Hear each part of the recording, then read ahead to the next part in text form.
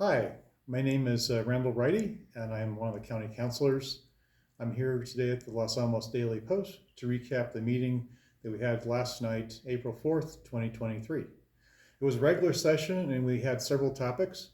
I'll start out with the topic I think the public might be most interested in, which is the rebranding of the Pueblo Canyon Trail Project to a master plan project for open space and trails generally. And we had several comments from the public in advance of the meeting about the project and outreach and concerns public had about the costs and the schedule.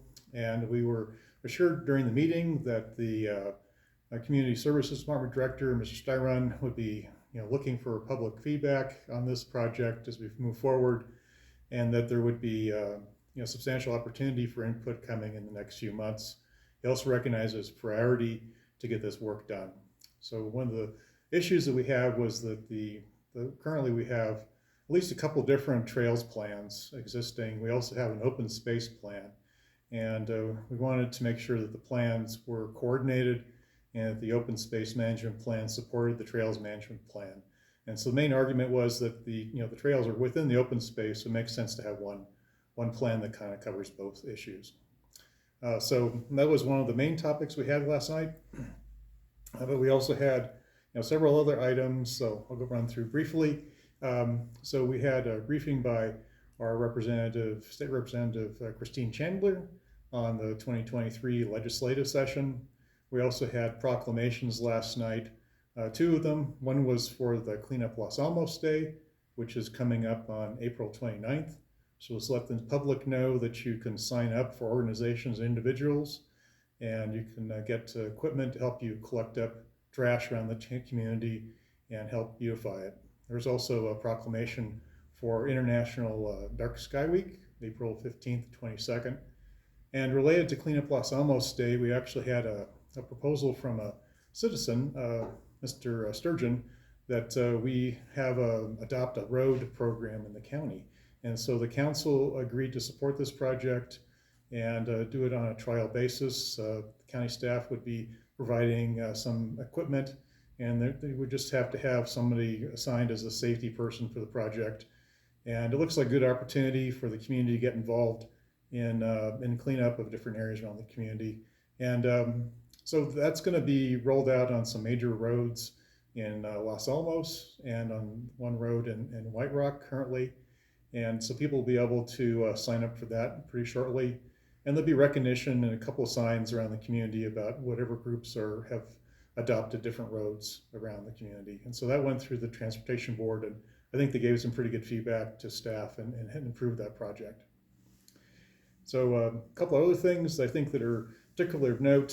So we introduced a couple of ordinances last night. So they both have to do with what's called Chapter 16, or the Development Code. And so the refinements to the building heights in downtown Los Alamos, an area south of Trinity, looking at having a smaller area that's more adjacent to the canyon, having shorter buildings there.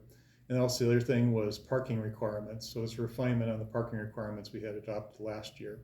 So both these issues were recognized by the council, and we asked staff, along with their consultant, and the commission, Planning and Zoning Commission, to come back with some recommendations, and that's what we had last night introduced, and the hearing will be May 2nd. Another item that has been going on now for many years is the Department of Public Utilities has what they call a revenue transfer. So they collect 5% on gas and electric sales from the community, and these monies have been able to be retained by the department since 2020. So what happens is that once the books are reconciled, in this case for fiscal year 22, which ended at the end of last June, then the department calculates the number. In this case, it's about $900,000, and the council agreed to retain that in the Department of Public Utilities, and then the department will come back with some budget options on how to actually spend that money on needed infrastructure improvements. And then another thing we did was appointments to the County Health Council.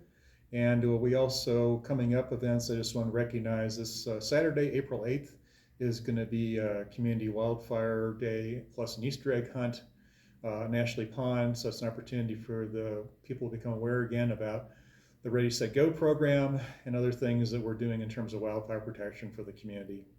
And the other thing, just to finally note that we have our budget hearings starting April 17th, 18th, 24th, and 25th if necessary, and encourage people to go out to the county webpage and find the budget if they're interested, and there's also a citizen guide that has a higher level overview of the budget. So thank you for the opportunity to provide an update today.